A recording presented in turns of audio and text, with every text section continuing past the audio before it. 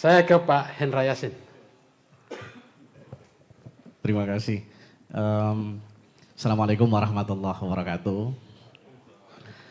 Pertama saya mengucapkan terima kasih buat Pak Hadi Sutrisno dan Pak Amin Motalu yang sudah mengundang di Forum Demokrasi Gorontalo, Mimosa TV. Awalnya saya agak ragu untuk datang, karena saya merasa saya masih muda dan di sini ada politisi senior dan ada senior-senior akademisi.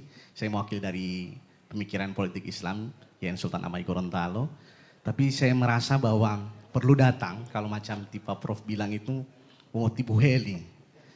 Karena saya rasa, saya melihat bahwa di 23 Januari, tokoh Bapak Nani Wartabone itu, sebelum tahun 42 itu beliau belum berusia 35 tahun.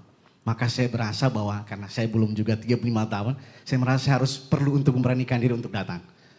Kalau kata Kak Erwin bilang, Pak Erwin, Pak Alek ya, mungkin kalau dulu Pak Nani diangkat ke, misalnya maksudnya disandingkan dengan data misalnya soal generasi X, Y, Z, sekarang ada generasi Alpha ya, mungkin Pak Nani masuk sama-sama di generasi milenial, walaupun sebenarnya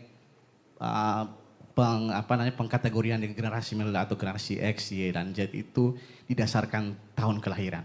Kalau generasi milenial berarti lahir di tahun 81 sampai dengan 96. Nah, ada 4 hal yang ingin saya sampaikan Pak Hadi, karena saya rasa semua sudah menyampaikan. Pertama bahwa demokrasi pada dasarnya melahirkan orang yang disukai, bukan orang yang terbaik. Jadi kata kunci dari demokrasi itulah melahirkan orang yang disukai, bukan orang yang terbaik. Kita melihat banyak orang yang kemudian hebat secara hitung-hitungan politiknya, tapi dia masih kalah dengan orang yang dirasa lebih baik oleh masyarakat. Jadi kalau mata mengutip kata Pak Budi tadi, Pak Wapeda, ya perlu ada uji publik, siapa besar jiwa patriotiknya. Dalam hukum elektoral atau hukum basic elektoral kita kenal 3 hal. Kenapa orang kemudian dipilih? Satu, ada yang dikenal dengan kata popularitas. Syarat orang kemudian dipilih, dia harus melewati satu tahapan, yaitu dikenal dulu. Banyak orang yang dipilih harus melewati itu. Yang kedua soal akseptabilitas. Dia disukai apa tidak? Banyak orang yang kemudian terkenal tapi tidak disukai. Itu pengalaman kami waktu saya masih di Poltreking Indonesia, dulu masih sempat jadi manajer riset, mungkin ketemu dengan Pak Juriko di Jakarta. Itu yang kejadian misalnya kayak melihat kita posisi Pak Ahok. Itu dikenal banyak orang karena dia petahana, tapi banyak yang tidak menyukai beliau. Syarat yang ketiga dalam hukum basic elektoral adalah dia setelah disukai maka dia dipilih. Nah, pada tahapan inilah yang kemudian kenapa yang saya bilang di awal bahwa demokrasi itu mensyaratkan kita bahwa yang terpilih, pemimpin terpilih itu yang disukai, bukan yang terbaik. Oleh karena itu kalau mau calon gubernur atau wali kota, mungkin Bang Erwin ya, berarti mulai dari sekarang yang harus mensosialisasikan diri. Karena syarat utama dipilih adalah dia harus dikenal dulu, disukai, baru dipilih. Pengalaman kami juga misalnya, kayak Aagi misalnya, dikenal iya, disukai iya, tapi nilai elektabilitasnya sangat di bawah. Bahkan di bawah angka 5%. Itu hasil survei dari Poltreking Indonesia dan lembaga survei kemudian merilis itu. Yang kedua yang ingin saya sampaikan bahwa kalau yang pertama tadi demokrasi itu memimpin pemilih yang disukai, maka yang kedua adalah siapa yang disukai maka dia harus menguasai opini publik. Itu menjadi syarat penting.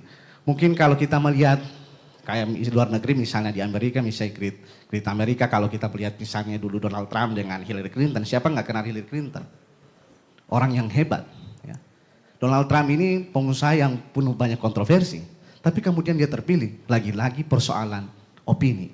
Dia mainkan opini publik dan kalau bahasa lain dalam kajian politik misalnya dikenal politik identitas. Itu juga yang dilakukan oleh misalnya Anies Sandi kalau dalam beberapa kajian soal politik identitas. Kalau kita melihat di awal-awal pencalonan, kita bisa lihat Anies Sandi itu tidak memakai songkok. Mungkin belakangan Sandi akhirnya pakai kopiah Karangjumi di Gorontalo. Tapi kita lihat ketika setelah survei pertama dan ada evaluasi, setelah itu mereka mulai membuat identitas baru. soal penggunaan peci. Jadi akhirnya Anies Sandi menggunakan peci. Lagi-lagi yang saya mau bilang adalah soal opini publik. Jadi syarat terpilih orang yang pemimpin yang terpilih atau pemimpin disukai adalah dia mampu menguasai opini publik. Oleh karena itu mungkin tadi Kak Liun bicara soal kemiskinan, mungkin ini jadi opini yang senantiasa dimainkan. Saya melihat beberapa grup kemudian dari para kader misalnya bicara soal kemiskinan, ya, soal soal GOR misalnya. Walaupun pada satu sisi kita harus mengakui bahwa ada sisi lain yang baik bahwa kita merasakan soal infrastruktur. Yang ketiga, karena ini sudah larut, yang ketiga adalah memang ini menjadi tantangan besar. Ini saya mau bilang bahwa pemimpin selanjutnya setelah Rusli Habibie harus bangun brand. Kalau kita ingat Fadel Muhammad, brand yang dibangun soal agropolitan. Kalau kita dengar hari ini RH, Pak Rusli Habibie, yang kita dengar adalah pembangunan infrastruktur.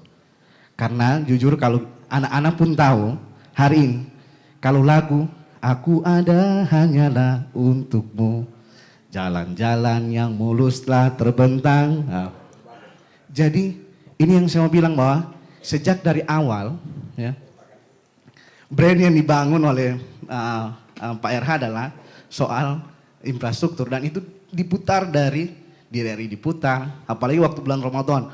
Itu memang kalau orang bilang TSM ini kampanye TSM, terstruktur, sistematis dan masif. Dan ini terdoktrin bukan hanya pada orang dewasa atau orang yang menunggu waktu kapan buka puasa, tapi anak-anak juga tahu lagu ini. Bahwa Pak Rusli yang membuat infrastruktur menjadi bagus di Gorontalo. Jadi ini mungkin terlepas soal perdebatan soal GOR, ada problem soal korupsi dan sebagainya, walaupun secara hukum kemudian tidak terbukti, tapi itu persoalan lain. Tapi tantangan besar buat the next RH itu adalah bisa membangun brand, baik dia hari ini sebelum maupun sesudah menjabat. Mungkin kalau di Nasdem mungkin ada istilah APBDRG dan lain sebagainya.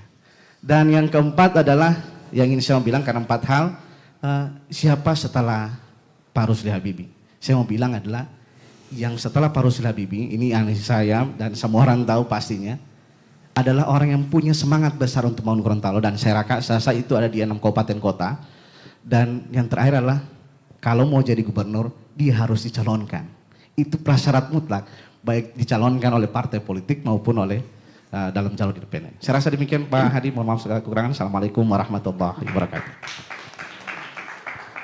Pak Hendra, kalau pileg itu dilaksanakan hari ini kira-kira partai mana yang saya ingin dapat bocoran? Pak Hadi, ini rasanya rahasia. Rahasia ya?